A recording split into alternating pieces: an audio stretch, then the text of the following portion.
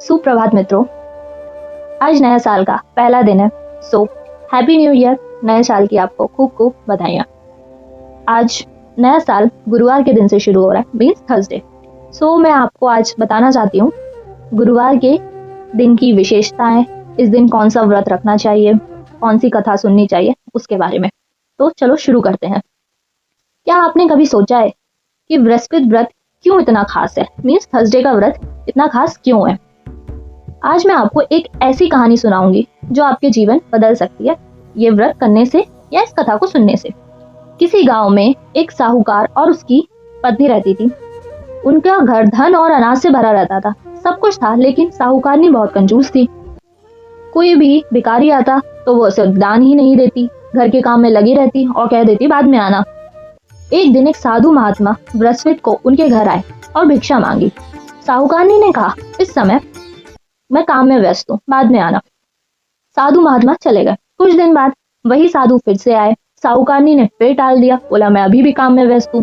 तीसरी बार साधु आए, तब साधु बोले, यदि तुम सच में मदद करना चाहो तो बृहस्पति को उठो, मीन्स बृहस्पति व्रत करो, घर को साफ रखो, भोजन को सही जगह रखो और भूखे प्यासे को ध्यान दो। साहूकारनी ने कहा, ठीक है महाराज, मैं ऐसा ही करूंगी। ये कहानी हमें यह सिखाती है कि भगवान की भक्ति और दान देने से जीवन में खुशियां आती हैं। ठीक है। दूसरी कथा यह है कि साहूकारनी का अगला बृहस्पति आया। साहूकारनी ने अपना सुबह उठ के बृहस्पति के दिन घर साफ किया, कूड़ा कचरा एक जगह रखा और भोजन सही तरीके से बनाया।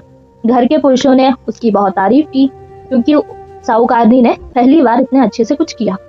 उसने भूखों प्यासों को दान दिया, दीपक जलाया और सभी नियमों का पालन किया। धीरे धीरे घर में फिर से सुख खाने लगा, धन की बहार आने लगी। भक्तों, इसका मतलब यह है कि अगर हम भगवान की कृपा चाहते हैं तो नियमों का पालन करना और दूसरों की मदद करना बहुत जरूरी है। यह व्रत विशेष रूप से महिलाओं के लिए है क्योंकि महिलाएं घर की लक्ष्मी होती हैं। वो घर को साफ रखेंगी तो लक्ष्मी जरूर आएगी घर में। दूसरी कथा है कि इंद्र और बृहस्पति जी की। एक बार इंद्र बड़े अहंकार से अपने सिंहासन पर बैठे थे। देवता और ऋषि और सभी मित्रजन और देवगण सभी उनके सामने खड़े थे। बृहस्पति जी वहां आए तो सभी उनका सम्मान करने के लिए खड़े हो गए, लेकिन इंद्र खड़े नहीं हुए। बृहस्पति जी को यह निरादर लगा, उनको बुरा लगा तो वहां से चले गए। इंद्र को बाद में समझ आया, अगर गुरु की कृपा नहीं होगी तो कुछ भी सही नहीं होगा। अगर मैं सही रास्ते पे चलना चाहता हूँ तो मुझे गुरु की सम्मान करना चाहिए, तो मैं गुरु का सम्मान करूंगा। अगर मैंने गुरु का सम्मान नहीं किया तो मैं सब कुछ खो दूंगा।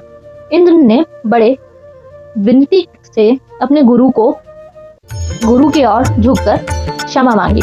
गुरु की कृपा से उन्होंने यज्ञ किया और देवताओं का कल्याण हुआ। यह हमें यह सिखाता है कि अहंकार छोड़कर भगवान की भक्ति करना जरूरी है।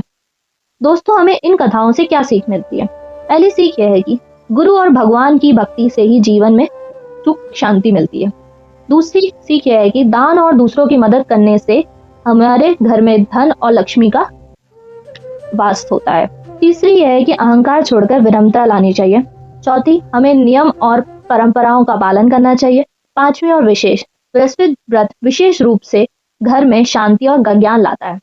अगर हमें इस सरल बातों का पालन करें तो हमारे जीवन में भी धन, स्वास्थ्य और सुख का आगमन हो सकता है। तो इस नए साल पर प्रिय दोस्तों, बृहस्पति व्रत करें, पीले कपड़े पहने, पीले फूल चढ़ाएं और भूखों को दान दें।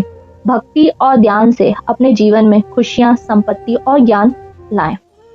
आए हम सब मिलकर इस नए साल को भगवान बृहस्पति जी की कृपा से शुभ बनाएं। ओम जगदीश हरे। तो दोस्तों, अगर आपको इन कहानियों से, इन कथाओं से कुछ सीखने को मिला हो तो कृपया करके चैनल को सब्सक्राइब करें, वीडियो को लाइक करें और ज़्यादा से ज़्यादा शेयर करें।